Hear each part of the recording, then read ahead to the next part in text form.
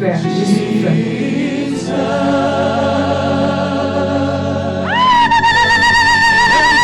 La souffrance, j'ai lu la souffrance.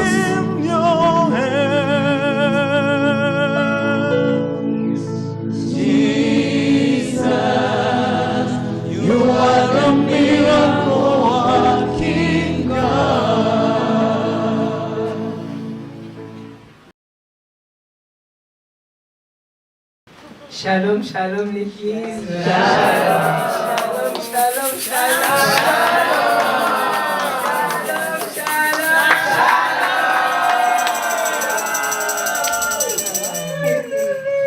Moi je m'appelle Maman Bijou. Je suis de l'église de Paris. Et je vais témoigner la grandeur de Dieu, ce que Dieu a fait dans ma vie. J'avais témoigné déjà en ligne. Et là, je vais témoigner devant le 5 continents. Amen. Voilà, je vais montrer la grandeur de Dieu dans ma vie. Et je glorifie Dieu pour ces bons moments. Et maman de me permettre d'être encore devant. Amen. Les 5 continents et de montrer ce que Dieu a fait dans ma vie. Amen. Tu peux donner un bon amen. Amen. Donc, tout le monde avait vu quand j'étais arrivée. C'est ça même là. On est en train de projeter. Voilà. Ça c'était quelle date encore, Bishop Brigitte? C'était au mois d'avril. Mais c'était pas décembre. Février. Comme ça. C'était février. Ninive février dans cette salle. Oui. Vous voyez qu'elle n'arrivait même pas à se mettre debout comme ça. Il fallait que Pasteur Aurélie m'a été la puisse la tenir. Vous voyez, regardez.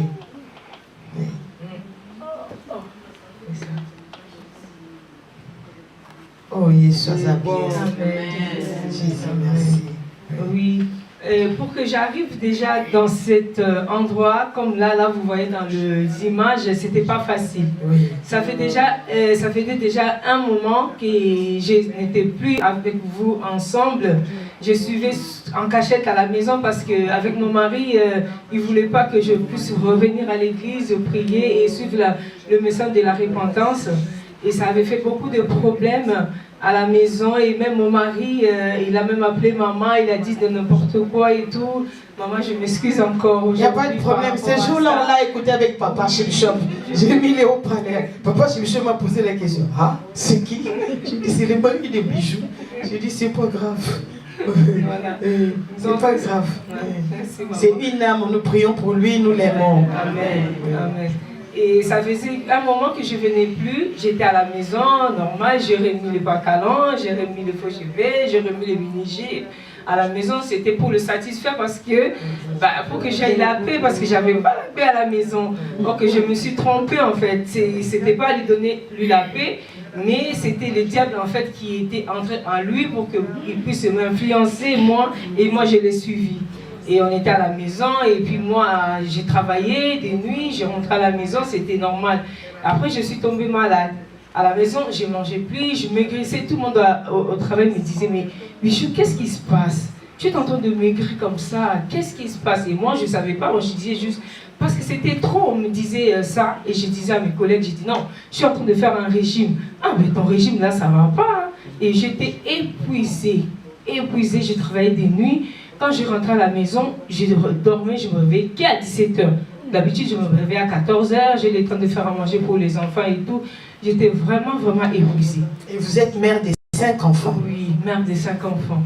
Et je ne pouvais plus s'occuper des enfants, rien du tout. C'était en décembre, maintenant c'est là que ça a commencé. Il y avait, je ne sais plus c'était quel moment, elle avait rêvé que Maman Foura...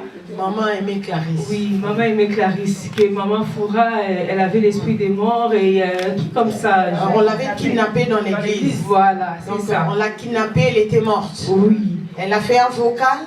Et j'ai envoyé à Maman Foura. Oui. Et puis Maman Foura vous a envoyé. Oui, Maman Foura m'a envoyé. Elle a dit, Bijou, écoute. Ah, elle croyait que c'était elle. Moi, quand j'ai entendu ça tout de suite, j'ai dit non.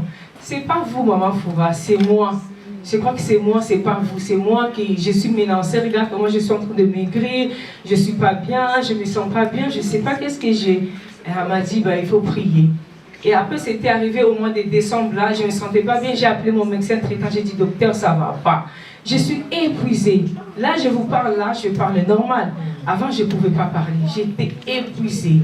Essoufflée. Essoufflée. Je parlais, je crois que je m'arrêtais. Il faut que je parle un peu, je m'arrête. C'était impossible. Du coup, c'était au mois de décembre.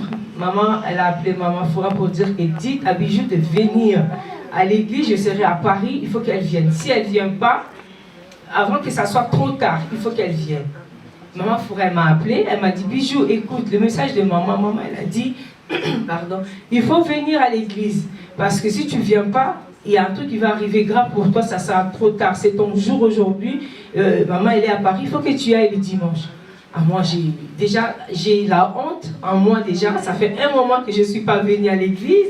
Et je vais sortir comme ça pour venir dire, ben, je suis là. J'ai dit à Maman Foura, mais non. Ça faisait combien d'années? Parce que ton dernier était bébé. Oui. Maintenant, il a quel âge? Il a 8 ans. Donc, ça faisait 8 ans. Oui. Oui. Oui. Les jours passent vite. Hein? Oui. Ça faisait 8 ans. Et j'ai dit à Maman Foura, mais moi je n'irai pas. Je l'ai manqué de respect en plus, ma tante et tout. C'était pour mon bien. Mais moi j'ai vu ça en mal. Il a dit non, moi je ne veux pas aller. Comment ça se fait que je vais aller? Ça fait trop des années là que je ne suis pas partie. Et là aujourd'hui je vais me lever pour y aller. J'ai dit non, non, non, je ne vais pas aller. Et elle a incité, elle a appelé une autre cousine à nous. Elle a dit Fanny, s'il te plaît, va voir Bijou, ramène-la à l'église. Parce que là, franchement, regarde comment elle est. C'est pas possible, elle ne peut pas rester comme ça. Elle a appelé au moins toutes nos cousines tout autour de moi pour me convaincre. Et moi-même, je suis restée, je me suis dit, ah oui, c'est vrai, Bijou, regarde comment t'es. Le Saint-Esprit a parlé en moi. Il a dit, Bijou, regarde comment t'es. Tu es en train de mourir, tu ne manges plus. Ça fait au moins un mois, tu ne manges plus. Regarde ton corps comment t'es. Parce que moi, j'ai été quelqu'un de balèze. Je suis grande, j'ai pesé 90 kilos. Si c'est moi, c'est 86 kilos normalement. Et je maigrissais à la maison, ça, c'était pas possible. Je ne mangeais plus. Même pour me lever, aller faire pipi la nuit, j'arrivais plus. Ça me prenait les jambes et tout. Et le médecin traitant m'a dit c'était le problème des reins. Il a vu un rein, c'était un peu en déficit, c'était pas trop bien, ça marchait à ralenti. Et le globule rouge, c'était pas augmenté, c'était un peu bas. Il m'a donné juste le médicament, il a dit oh, c'est pas grave, ça va monter. Et j'étais pas toujours bien. C'est pour ça, c'est le vidéo qu'on voit là.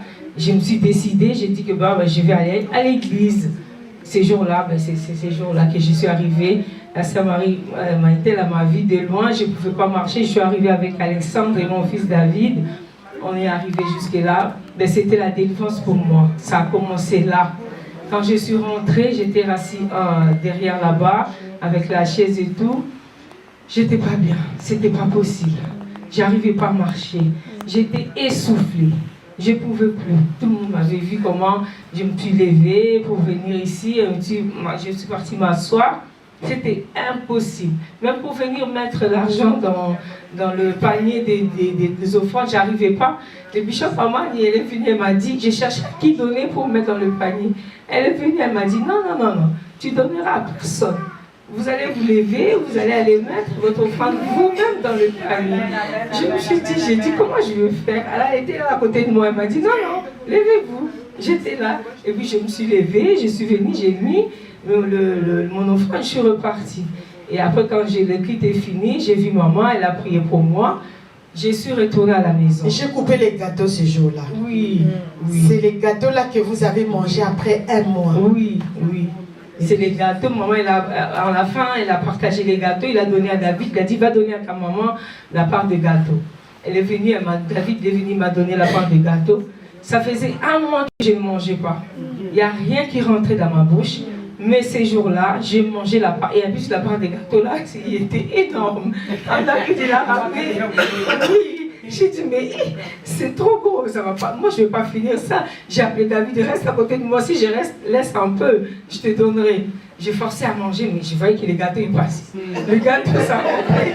Le gâteau rentrait.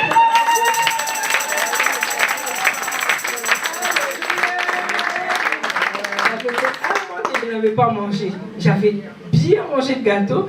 Et David, après, j'ai regardé, j'ai dit, mais j'ai fini hein, le gâteau. J'ai donné l'assiette et puis il a montré à Alexandre. Il a dit, oh, regarde, maman, elle a tout fini. Elle ne mangeait pas. Mais c'est bizarre, maman, tu as tout fini les gâteaux. Je n'étais pas contente que j'ai mangé le gâteau. Elle m'a dit, si. J'ai dit, ben, c'est bien. Après, quand on est rentré à la maison, j'avais le rendez-vous avec le médecin spécialiste pour le rein parce que moi, je savais que c'était les reins qui avaient, c'était la cause. Quand je suis arrivée, Le médecin m'a juste regardé, il n'a pas voulu me consulter. Il me dit, mais Madame Fatouma, qu'est-ce qui vous arrive? J'ai dit, docteur, je ne me suis pas bien. Elle a dit, mais moi, je ne vais pas vous toucher. Je ne vais pas vous consulter. Là, vous allez tout juste, j'appelle l'AREA, je vais vous hospitaliser. Non, non, là, c'est trop, là. Regardez comment vous parlez. Vous n'arrivez même pas à parler. Je voulais parler, elle me dit, stop, stop, stop, stop. Parlez pas, c'est bon, c'est bon. Et maman, avant ça, déjà, maman, elle me suivait déjà à la maison. Avant que j'aille au rendez-vous, maman, elle m'appelait. À chaque fois, quand je parlais avec maman, j'étais stabilisée. J'étais pas essoufflée. J'étais bien. À force de parler avec maman, à discuter, la souffle est descendue. Et c'est là où j'ai compris que j'ai dit non, non, cette maladie est satanique. Comment, quand je parle avec elle, l'onction que Dieu a mis en moi, quand elle est en contact avec moi, maintenant elle n'est plus essoufflée.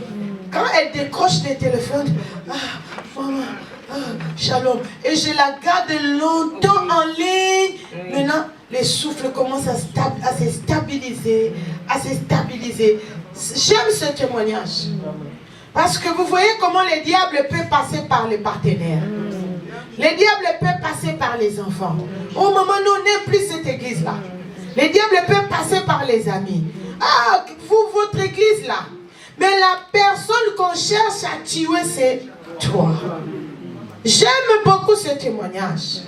Une maladie sorcellerie, une maladie satanique, les choses spirituelles, et ça finit que par le sang de Jésus-Christ. Et c'était comme ça, continuez. Et c'était comme ça, ils m'ont hospitalisé. C'était le premier hôpital, c'était un hôpital privé à côté de chez nous. Le médecin m'a hospitalisé en réa. Et ils m'ont fait endormir une journée pour me faire tous les bilans, tout et tout. Après, je me suis réveillée le lendemain, j'ai dit, mais j'étais où? Je me suis rappelé un petit peu que j'étais venue en consultation. Après, et puis les aides-soignantes, les infirmiers m'ont expliqué. Après, non, vous ne rappelez plus? Je ne me rappelais plus. Oui, je ne me rappelais plus, ils m'ont expliqué, vous étiez venu. J'ai dit, oui, je me rappelle que j'étais venue. Après, qu'est-ce qui s'est passé?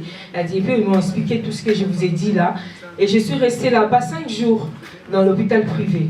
Après, ils ont regardé, ils m'ont transfusé. Ils étaient en train de me transfuser, mais ils ne voyaient pas que le taux d'hémoglobine me remontait. Mais c'était bizarre. Et ils ont dit non. 5 jours là, on a tout fait. Ce n'est pas notre cas ici. On va vous envoyer dans un autre hôpital, le grand hôpital, pour essayer de voir qu'ils fassent faire des analyses plus approfondies. Je suis repartie dans cet hôpital-là. Je suis restée 4 jours. Et c'était là que le malheur. Ça a déjà commencé avant, c'était là le pire, ça a commencé. J'arrivais plus déjà à marcher déjà. Déjà quand j'étais à l'hôpital privé là, je ne pouvais plus poser le pied, on me faisait ma toilette au lit, complète. Je ne pouvais plus bouger, ça a pris les 2 jambes, ça m'a vraiment paralysé les jambes, je ne pouvais plus bouger. Et quand ils m'ont transféré de l'autre hôpital, j'ai senti un 2e jour un point là, très fort, comme si on me poignardait très fort. J'ai crié, j'ai dit mon Dieu, et j'ai crié. Et la sonnette, j'ai appuyé la sonnette, ils sont venus, j'avais trop mal. Les médecins sont venus, qu'est-ce qui se passe? Je les ai expliqué que j'avais mal et tout. Ils m'ont fait des analyses, ils ont fait des prises de sang, ils ont regardé. Ben, les prises de sang, comme pour s'approfondir, ça prend un peu du temps. Il faut attendre un peu quelques jours et puis pour voir. Après, comme je n'arrivais pas à me lever toute seule, on me faisait la toilette. Et même pour s'allonger tout le temps, ils m'ont dit non, comme vous êtes trop amaigri, vous allez développer les escarres. On ne va pas vous laisser au lit tout le temps, il faut qu'on vous mette au fauteuil. Comme j'étais trop amaigri. On m'a mis au fauteuil. Et moi, au fauteuil, j'ai essayé de bouger, après je suis tombée. La sonnette, il était trop loin, je ne pouvais pas bouger, je ne pouvais rien faire. Donc j'étais par terre, donc j'ai crié, j'ai pleuré, j'ai dit, je suis arrivée. Comment moi, je peux arriver dans ce point-là? C'était vraiment la catastrophe. L'autre fois aussi, ils m'ont mis encore au fauteuil, ils m'ont mis la bassine à côté pour faire pipi parce que je ne pouvais pas bouger. J'ai essayé de faire moi-même, on a dit, il faut appeler les gens. J'ai dit, mais quand même, moi-même, je suis soignante. Comment je vais commencer à appeler mes collègues pour venir me faire tous mes besoins? J'ai essayé. Et les besoins, je suis tombée avec la bassine de d'urine, des selles par terre. Pour moi, j'étais vraiment ridicule et c'était pas possible. J'étais ridicule. Ils sont venus parce qu'il y a une collègue que je travaille avec dans l'hôpital où je travaille. Et elle était dans cet hôpital-là maintenant. Elle a pleuré. Elle a dit, c'est pas la Bijou que j'ai connue. Qu'est-ce qui se passe? C'est pas normal. Elle pleurait et moi-même je pleurais aussi. tout le monde doit aller venir. Elle a dit non, je veux que 2 personnes, parce que c'est ma collègue, je la connais, comment elle était. Quand elle est maintenant, ça me fait trop mal, ne venez pas tout le monde. Moi-même, je vais s'en occuper. Elle a pris les 2 infirmières et ils m'ont nettoyé par terre, ils m'ont porté, ils m'ont mis au lit. Le même soir, là, le médecin l'a regardé, a dit c'est pas possible. Les analystes qui étaient partis loin, ils ont rappelé, les analystes étaient venus. Ils m'ont rien dit, la maladie. Ils m'ont juste dit, Madame Fatouma, on va vous transférer dans un autre hôpital à Paris. Et là, ils vont bien vous suivre. 3e hôpital. 3e hôpital. Au 3e hôpital, là, je suis débarquée à Paris, à 10e arrondissement, à l'hôpital Saint-Louis. Là-bas aussi, je suis arrivée en réa, ils m'ont endormi 3 jours pour faire les analyses et tout ça. Et en ce moment, quand ils m'ont transféré, ma famille, ils ne savaient même pas où j'étais. Donc, les 3 jours là, c'était la panique. Elle est où? Elle est où? Et mon fils, il est parti à l'hôpital, deuxième hôpital où j'étais pour dire, ben, elle est où et tout. Ils ont dit, ils l'ont transféré à Saint-Louis. Les Saint-Louis, là, c'est vraiment grand, à 10e arrondissement de Paris. Et puis après, ils ont fait des recherches, ils ont vu que j'étais là-bas. Quand ils sont venus, ils m'ont trouvé, moi, je ne reconnais personne. C'est ça qu'ils m'ont dit, moi, je ne me rappelle plus. Donc, j'étais là avec les sons dans les nez, beaucoup des appareils sur moi.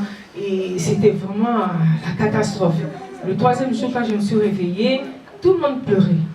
Tout le monde pleurait quand on venait. Moi, je les regardais. Je voyais, c'est des personnes, mais je ne savais plus c'était ma tante ou mon oncle ou mon fils. Et je ne connaissais personne.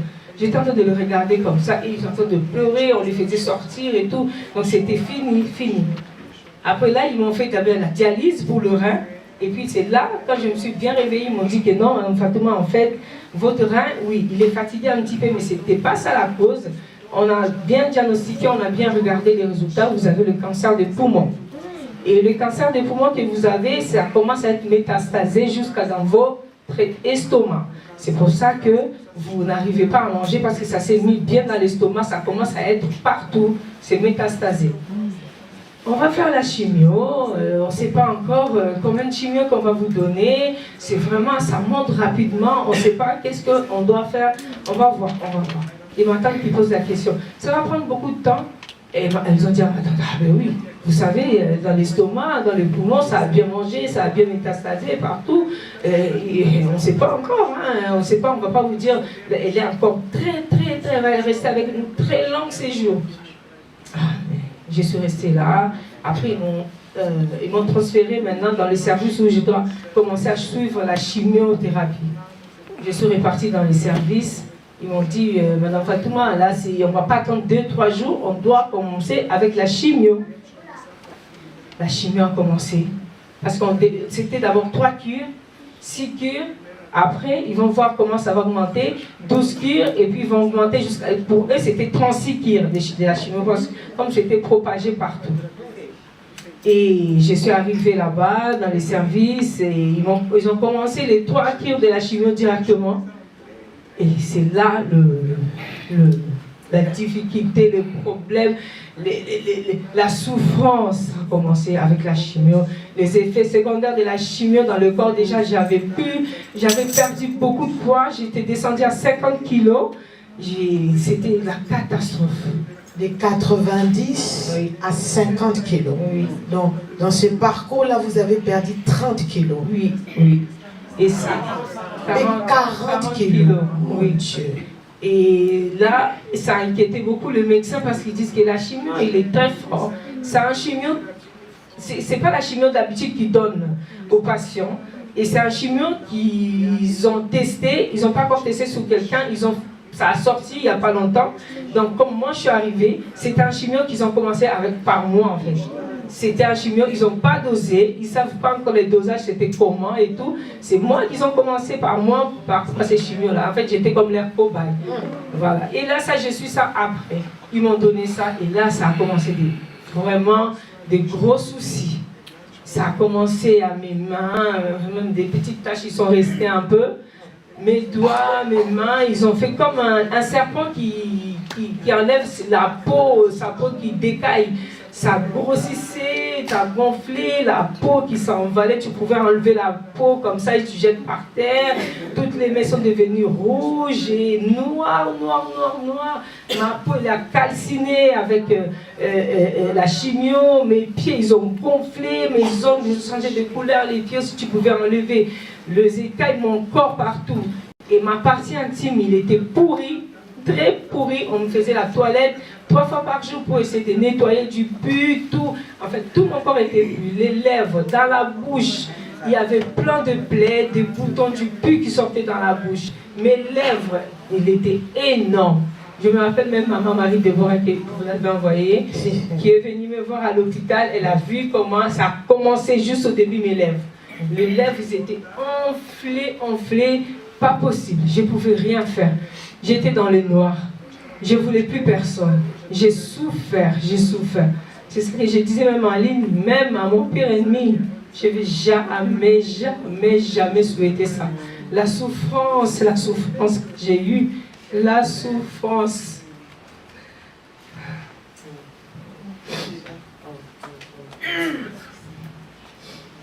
J'ai souffert.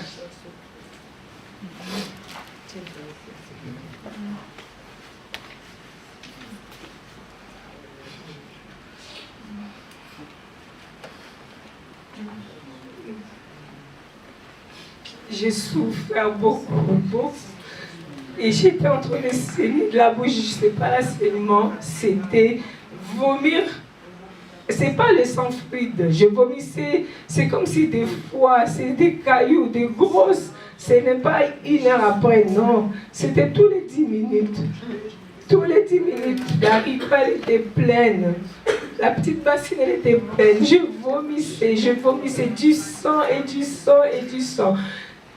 Il y avait une tante à moi qui était venue me voir et ça a trouvé qu'elle était là. Et à chaque fois, quand je vomissais, je demandais une autre. Elle a remplacé. Je vomissais, elle demandait une autre. Et après, quand ça s'est calmé un petit peu, elle est sortie à l'extérieur de la porte de l'hôpital, de ma chambre. Elle a appelé une autre tante à nous. Maintenant, c'est comme ma maman ici. Elle a appelé, elle a dit, Bibi, ah là, on a un gros souci. Tu n'as pas de problème. Bijou à ta coufa. On a eu un problème, Bijou va mourir. Et moi j'étais allongée dans mon lit, j'ai entendu ce qu'elle disait, elle pleurait, elle a dit, il faut toujours que quelqu'un soit là. Si je n'étais pas venue, je t'ai dit, ça allait être un souci, le sang, ça allait même passer dans son nez partout. Ça n'allait pas être possible, on a un gros souci, comment on va faire? J'attendais comme elle parlait à ma tante. Et elle est revenue, ça a recommencé encore à saigner. Et après, ça a passé, le médecin venait à chaque fois voir l'évolution de la partie intime, des pieds, des mains, des yeux, tous les yeux, je ne voyais même plus bien encore. Les effets des secondaires de la chimio, c'était terrible, j'ai souffert. J'ai beaucoup souffert. Et après, Et pourtant, quand j'avais parlé avec maman Bijou, quand elle m'a annoncé qu'elle passera par la chimio, je lui ai dit, mais non, tu es déjà faible comme je t'avais vu quand tu es venue là. Elle m'a dit, maman, là j'ai perdu encore beaucoup de poids. J'ai dit, mais la chimio va t'achever.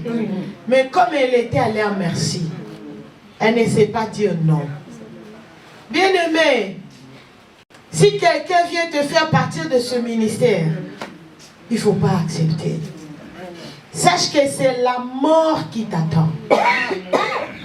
Et après, comme Dieu est bon, maman, elle était toujours avec moi. Elle faisait toujours des prières pour moi. Elle m'a appelé, elle a dit, Bijou, je te connecte avec le prophète Noir, il est en train de prier pour le malade. Connecte-toi, je t'ai envoyé un lien. J'arrivais pas, le mail ça connectait pas. Je lui ai rappelé, j'ai dit, maman, ça connecte pas. Elle a dit, attends, moi je te mets avec moi. Il faut suivre la prière. Et maman m'a interprété en même temps. Elle priait pour les malades, les personnes qui sont restées longtemps à l'hôpital, le cancer, c'était beaucoup de maladies, beaucoup. Et maman m'a interprété. Et moi, là où j'étais, avant, je vomissais du sang, des grosses boules de sang, comme des foies. Et là, ces jours-là, je n'ai pas vomi le sang. Je vomissais des trucs bizarres qui sortaient à moi. Je vomissais vraiment très fort. Le médecin qui passait dans le couloir, les infirmières, tout le monde est venu. Maman Fatouma, ça va?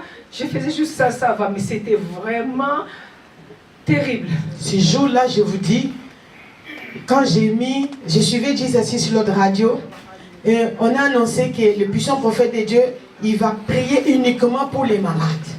En ligne. Directement, j'ai pensé à Bijou. J'étais avec maman Corinne Gadoula à Bruxelles. C'était un lundi. J'ai dit, maman Corinne, mais, sois là avec bébé Markel. Et puis j'ai connecté maman Bijou.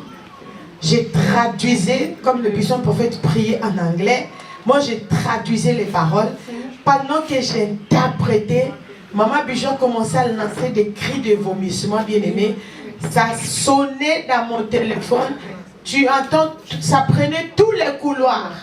Et j'ai écouté comment les corps médicaux venaient en courant. Madame Fatouma, ça va. C'est ce qu'elle dit, que là où elle était, elle bougeait seulement la tête. Elle vomissait. Plus le puissant prophète de Dieu. Mais c'est comme si le puissant prophète de Dieu savait qu'il y avait une malade comme elle. Il ne faisait que revenir. Les cancérés, les cancers de l'utérus, les cancers, il citait plusieurs sortes de cancers. Ceux qui sont restés longtemps à l'hôpital. Le médecin ne peut plus rien faire. Je plaide le sang de Jésus-Christ. Que le sang de Jésus les guérisse. Qu'ils sortent de l'hôpital. Quand il mentionnait ça, oh, maman Bijou, elle vomissait. L'homme de Dieu a prié longtemps cette prière-là, 30 à 45 minutes. Et après, les analyses, normalement je devais faire encore notre chimio. Et il devait commencer à voir si le globule monte, les plaquettes montent, tout soit bien pour que j'aille la forme pour faire encore la chimio. Les globules, ils ne montaient pas assez, le plaquette, il ne montait pas assez, il me transfusait pour me faire la chimio, il faisait ça à chaque fois. Oh, ça énervait même le médecin. Madame Fatouma, comment ça se fait? On vous transfuse même on vous booste pour que ça remonte vite, ça remonte pas, c'est pas possible. Nous, on est en retard pour la chimio et tout. C'est pas possible, nous, on est en retard à la chimio, mais c'est le bon Dieu. Et tout ce que je vomis la mort, que j'étais à moi, que le puissant prophète David aurait a prié, tout ce que j'avais sorti, c'était la mort qui était partie à moi. Donc les globules et les plaquettes, ils ne montaient pas assez pour pas que je fasse encore les quêtes de la chimio, parce que j'étais déjà guérie par rapport au vomissement que je faisais. Acclame Jésus. Acclame le roi des rois. L'homme de Galilée. Celui qui entre dans les hôpitaux. Il entre dans les couloirs des cancéreux. Il ressuscite les cancéreux. Acclame le roi des rois. Jésus-Christ. Jésus-Christ. Merci. Asseyez-vous comme ça, elle termine. Et après, c'est là, jusqu'à aujourd'hui, je n'ai pas pu faire la chimio, je n'ai pas fait la chimio. Je suis sortie à l'hôpital au mois de juin. Je suis rentrée chez moi à la maison, mais je suis rentrée avec hospitalisation à la maison. Donc c'est comme si j'étais encore à l'hôpital, mais chez moi, à domicile. Le médecin, les infirmières, les aides-soignantes, ils passent à la maison pour m'aider à la toilette, au début, pour m'aider à faire la toilette et tout. J'ai un pack dans mon corps là, où ils branchaient à chaque fois pour l'alimentation, comme j'avais maigri, pour me booster, les antibiotiques pour pas que j'aie l'infection au poumon, et les vitamines pour me donner la force. Et chez moi, je ne marchais pas, j'étais toujours allongée dans le lit, tout le temps allongée. Et en fait, comme ma tante Foura m'avait dit que Bijou, vous êtes sortie là, on va aller, le prophète va faire en Bruxelles, on va y aller en Bruxelles. Il y a un élément important, peut-être elle n'a pas ça dans son esprit. Les jours où elle a mangé les gâteaux ici, c'était les jours où je commençais à faire la cotisation. C'était les jours où j'ai dit que chacun de nous puisse donner 1 000 € pour payer la salle là de Bruxelles. Et maman Bijou, dans son état là, elle a fait le virement de 1 000 € ici dans cette salle. Et son fils David, que je vais appeler tout à l'heure, il est dans la salle. Lui aussi, il a pris la décision de donner sa part. Voici, elle a participé à payer cette salle. Et maintenant, on lui annonce que les jours J arrivent. La salle que tu avais payée, le prophète de Dieu va venir dans cette salle-là pour 1 ministrer au milieu des enfants de Dieu. Et maintenant, c'est les jours arrivés. J'ai dit, mais moi, il faut que j'y aille là-bas. Dans cette salle, il faut que j'aille. Moi, il faut même une seule journée, même c'est 4 jours. Même une seule journée, il faut que j'aille. Mais comment je vais faire? Je suis branchée de partout, même à la maison. J'ai appelé, j'ai dit, je veux parler au médecin. Et là, ça faisait 3 mois que vous étiez branché. Oui. Depuis 3 mois. Depuis 3 mois. Hospitalisation à domicile. Voilà. Vous ne sortiez pas. Non. Je ne sortais pas, j'étais toujours allongée, et même pour aller faire pipi ou quoi que ce soit, je portais des protections. Je portais une protection. Si j'ai envie de faire pipi, je faisais sur moi et on me changeait. J'avais des aides à la maison qui venaient parce que je ne pouvais pas m'élever. Qui venaient de quelle heure à quelle heure? Depuis le matin? Ils venaient le matin, il me faut la toilette. À 7h? 8h. Jusqu'à 3h du temps pour essayer d'arranger tout à côté de moi. Et quand je suis allongée, ils mettent des protections à côté. Ils venaient le matin et le soir. Et quand ils mettent des protections à côté de moi, je peux me changer moi-même dans le lit aussi. J'essaie de bouger pour me changer. Et toujours allongée. Voilà, allongée. Et c'était arrivé les jours J, j'ai dit, moi, il faut que j'y aille. Comment on va faire? J'ai appelé le médecin. Ma tante, elle a dit, fais violence, bijou. Moi aussi, je veux venir. On va faire violence.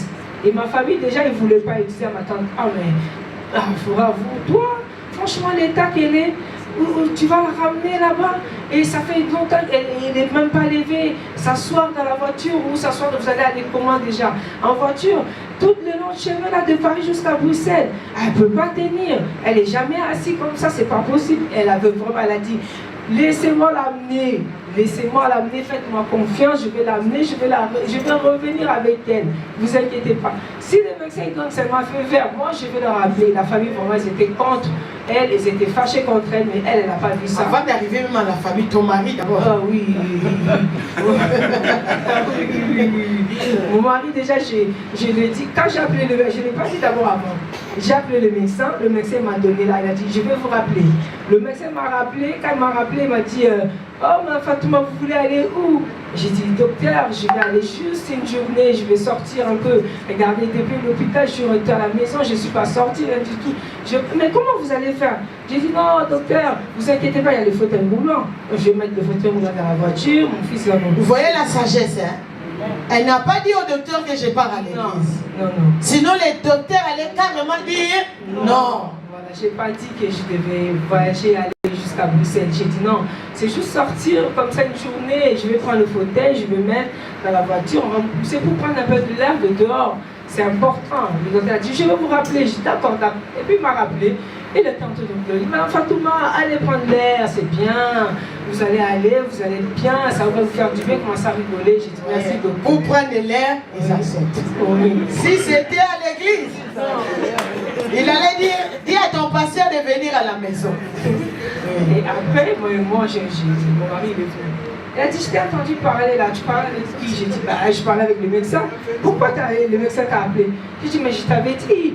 Moi, j'avais réservé la salle, l'hôtel pour partir à l'église. Il me dit, j'ai dit, bah oui. Là, le médecin m'a donné feu vert. C'est pas toi, c'est le médecin qui doit décider. Le médecin a décidé pour dire que je peux sortir pour y aller. Mais toi, tu vas me dire quoi? Moi, rien. Il m'a fait, Et ça s'est retourné, il est parti. Il m'a rien dit. Là, à ce moment-là, il ne m'a rien dit. Et le jour J, quand on s'est préparé, ma forêt est venue à la maison, Alexandre, lui, il était venu déjà avant. J'ai dit, David, on va partir en voiture. D'accord, je ne l'ai pas encore dit qu'on prend la voiture, on va partir avec, tu vas conduire. Elle dit, maman, mais oui, bien sûr que je vais conduire. On va juste mettre ton fauteuil roulant dans la voiture, ta valise, c'est bien, maman, ça t'a bien fait, c'est bien. Il faut maintenant l'annoncer que tu pars en voiture. Et je suis partie le voir, il est venu dans la chambre, j'ai dit, tu sais, je vais partir avec David en voiture. Ce n'est pas que je l'ai demandé, je l'ai informé. Et je partais avec David, il va conduire, en voiture, on va partir. Il n'a rien dit. J'ai dit, bah c'est bon. Il a fait pour elle m'a demandé, j'ai dit, elle a fait Elle a dit, mais c'est bon, ça veut dire qu'il s'en fout. C'est bien. On a fait nos valises et tout, on m'a porté, on m'a pris dans le bois, dans les escaliers, on a pris la voiture. Et maintenant, quand on est arrivé vers Bruxelles, il a commencé à appeler. David, mes affaires, le tournevis, mes trucs, des outils, je suis en train de les chercher. Je ne trouve pas. Tu vois, vous avez tout pris à la maison, faire vos valises et tout. Vous êtes partis. Moi, je suis restée là comme un connard. Ouais? Vous êtes partis. comment j'ai pu vous laisser partir?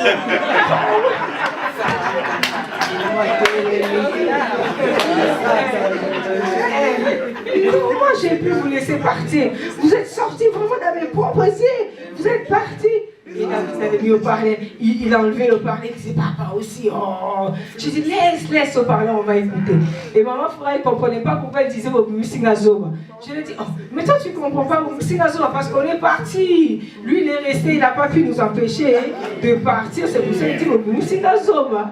Après, on est venu. Et ces jours-là, on est resté à l'hôtel. Après, moi, je me suis dit, je vais marcher. C'est le bon moment là maintenant. Là où le puissant prophète David dehors, il a marché, il est monté. Moi aussi, je m'en fous. Je vais t'éteindre. J'ai dit non. On a fait le long chemin. Je n'étais pas fatiguée, j'étais en bonne forme. Et là, vous allez me tenir. Ah non, moi, il faut que je marche avec mes pieds. Et j'étais là en train de marcher.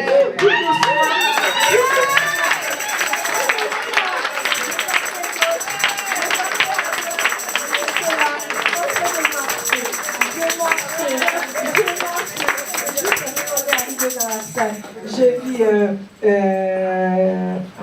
Maman Didi. Elle m'a dit, oh Maman Bijou, vous êtes enfants de la maison, passez, je ne veux même pas vous faire passer le tout pour voir si vous avez des mauvaises choses à la maison, dans le temps. J'ai marché. Elle me dit, oh là là, vous marchez, je suis marché. Après, quand je suis rentrée dans la salle, j'ai vu la salle, il était là, il y avait beaucoup de gens. Il y avait mes mamans et mes collègues qui étaient là. Elle me regardait, oh là là, elle voulait me tenir, maman frère, elle a dit, non, elle va marcher toute seule. Elle va marcher toute seule. Je partais à gauche, je partais à droite. J'avais pas l'équilibre. Mes jambes tremblaient quand je suis arrivée. Et on est arrivé. Pasteur Clarisse elle nous a vus, elle nous a donné la place. Et quand elle nous a donné la place derrière, elle a dit non, vous n'allez pas vous mettre derrière, il y a beaucoup d'enfants, je vais vous changer des places. Et moi je disais, avec mes jambes là, j'étais déjà assis. Comment je vais faire encore pour me lever? Ah, j'ai dit d'accord. Je me suis levée, j'ai marché encore, en train de trembler, mais j'ai marché. Je suis partie m'asseoir dans le rangée où il y avait, là où j'étais bien. Je voyais les prophètes direct comme ça. Et donc, j'étais contente. Parce que c'est la première fois, j'ai 8 ans, je ne venais pas, tous les séminaires, toutes les conventions, je ne venais pas, c'est la première fois que je puisse le voir, j'étais vraiment contente. Le fait juste de le voir, j'étais contente. Et j'étais en train de chercher. Et ça faisait longtemps aussi, je n'avais pas vu maman, je n'avais pas vu papa, j'étais en train de chercher. Elle est où, maman? Elle est arrivée. Oh, elle est là, maman. Elle est où, le papa? Elle est là. Donc ça m'a fait vraiment plaisir d'être dans la salle et de voir tout le monde. Et je cherchais tout le monde. J'ai dit, ah, j'ai pas vu une tête. J'ai pas vu une tête. Comment ça se fait? Je cherchais la sœur Mariou. Elle était là. Parce que j'ai dit, ah, elle est où? Elle est où? Elle va me voir comment je marche maintenant. Je ne l'avais pas vue parce que la salle, elle était vraiment une salle vraiment grandiose. Et de recevoir, digne de recevoir le puissant prophète David Ward, c'était vraiment une salle extraordinaire. On ne se voyait pas, on était tous là, mais on ne voyait pas. Et tu cherches quelqu'un, tu ne sais pas où il est, mais elle était dans la salle. Donc, on est parti s'asseoir là. Et moi, où j'étais, ma tante, elle me demandait, Foura, Bijou, ça va? J'ai dit, oui, ça va très bien.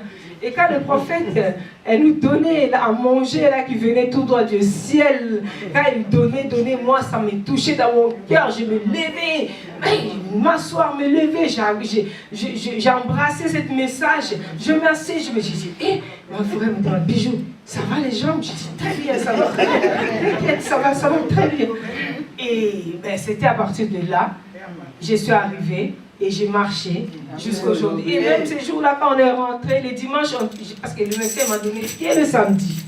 Le médecin m'a dit qu'une journée, il faut rentrer. Donc j'ai obéi quand même. Le médecin, j'ai dit non, parce que pour la prochaine fois, il faut quand même qu'il voit que j'ai obéi et tout. Et le dimanche avant de partir, j'ai dit quand même, on va aller là où on achète tout, hein, tous les gens de Paris, là quand ils viennent, on va à Abattoir, on va aller acheter quand même quelque chose. J'ai marché, il faut que j'achète ce que je veux quand même. J'ai marché avec mes deux jambes, tranquille, j'ai vu même des mamans à Dassa là-bas, elles me regardaient, oh Bijou, j'ai dit oui. J'ai acheté ce que j'avais. Je suis rentrée à la maison. Je n'avais pas trouvé mon mari, j'ai trouvé les enfants.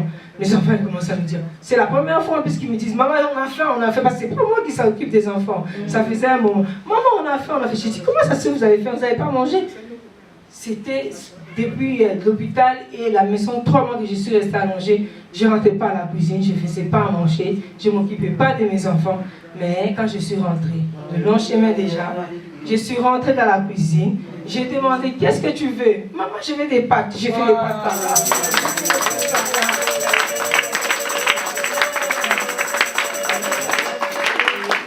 C'était le même jour, et après tout le monde a mangé, et moi je me suis fait la semoule après moi-même. Tout le monde a mangé après, et moi j'avais envie de manger la semoule, j'ai mangé la semoule après.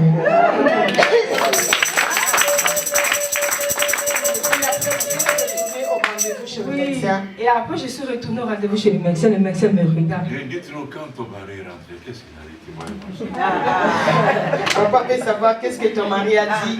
Quand il est revenu, il t'a trouvé dans la cuisine. Oui, voilà.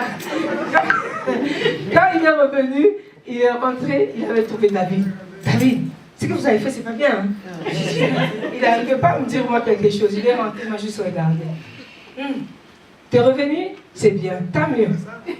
Il n'a pas dit grand-chose, juste à David et à moi. T'es revenu? Tant mieux. Parce qu'il cherchait que je ne revienne pas bien pour qu'il trouve quelque chose encore pour dire maman Lekinaye, il vient toujours pour la copine, ça y est, après regarde ce qui arrive. Toute la famille attendait ça. Mais je suis revenue, j'étais en bonne forme. Ça a continué comme ça. J'étais en bonne forme. Et le médecin t'a vu? Le médecin, il m'a vu quand je suis partie au rendez-vous.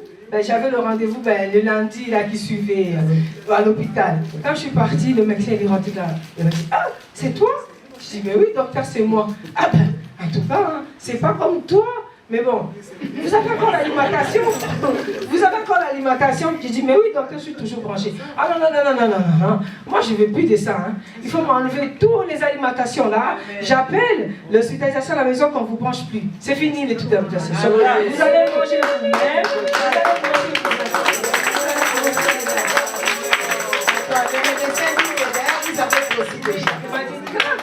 Vous êtes bien, vous avez grossi déjà de toute façon. On va arrêter tout ça. Allez, montez dans la balance là. Montez tout de suite, on va voir comment vous avez fait.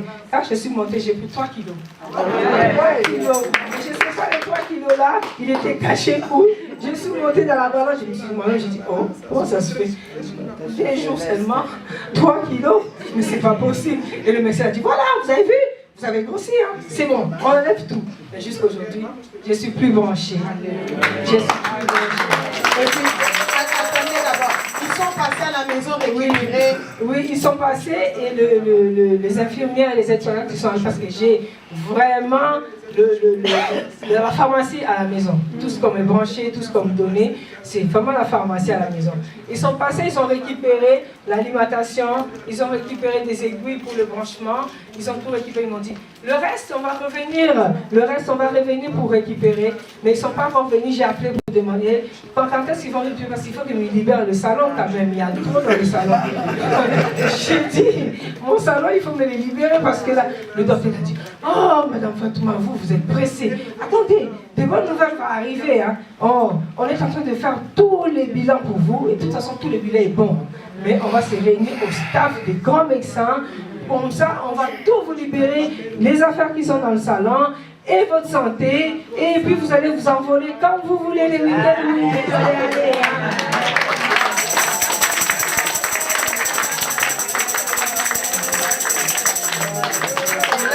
Maintenant, votre mari a changé de langage. Il commence à dire oui. Mon mari, maintenant, il commence à dire, ah, mais c'est bien, aux Otambola, aux Odia, aux Olamba, c'est bien, hein? Ah, c'est bien. Et ma tante qui disait, Bijou, il faut toujours aller dans l'église de votre maman là. Lui là, il ne faut pas l'écouter, hein? Tu as failli mourir là-bas, hein? Il a vu. Et puis il me dit, Bijou, qui est Ndakanayo? Attends,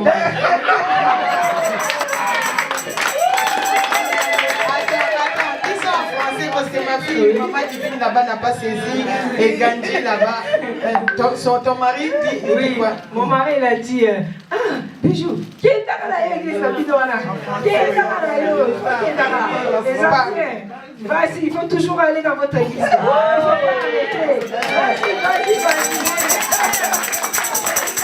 Vous m'avez vu là, je porte comme ça devant lui. Je suis belle, je m'habille. Je me regarde et je dis, Simbio, c'est que j'avais regardé mon télé parce que celui-là, il dormait dans ta vie. Il m'a regardé. Et c'est mieux.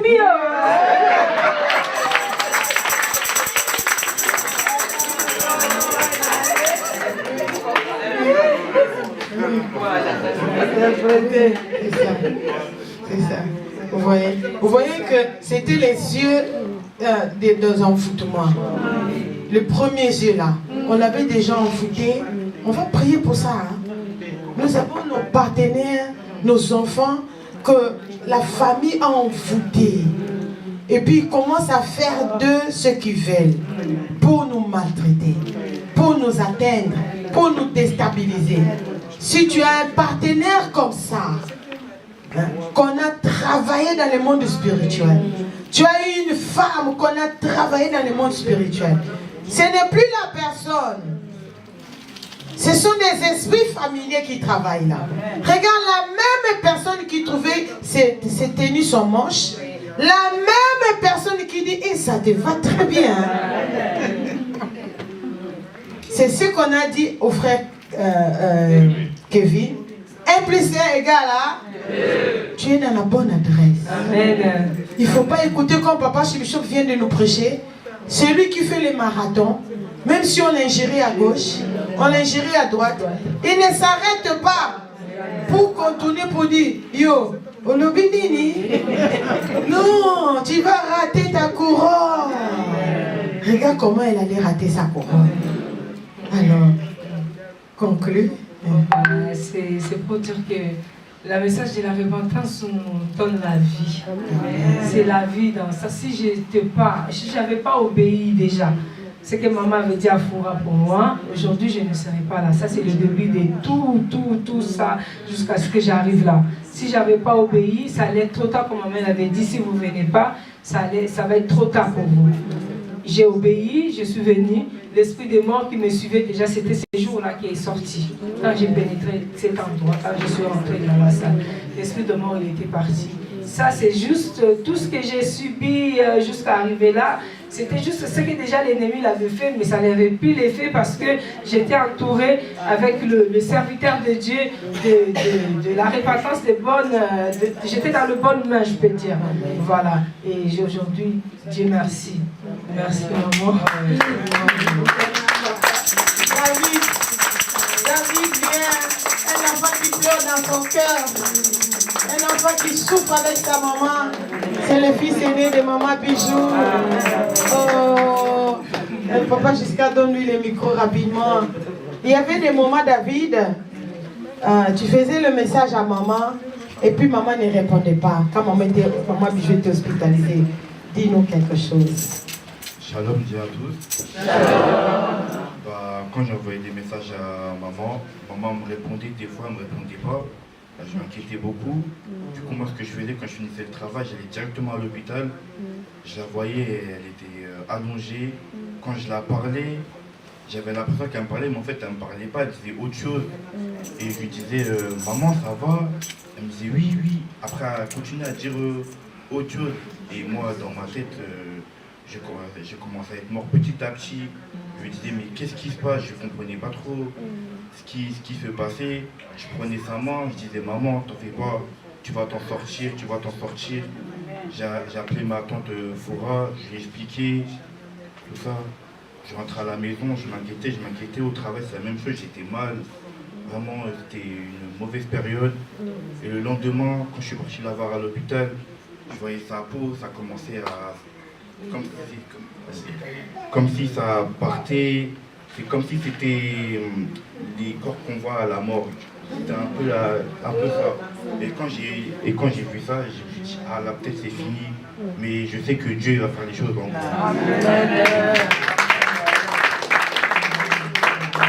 Tu as quel âge, David? J'ai 20 ans. 20 ans. Elle a accompagné sa maman dans cette souffrance.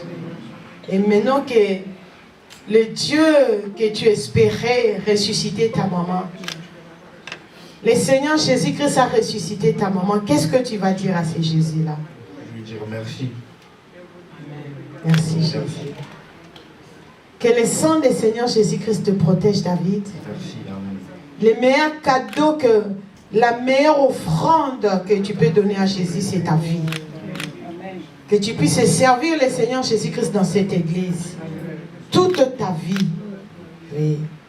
Mettons-nous debout pour célébrer cette résurrection. Que cette résurrection entre dans la vie de chacun de nous.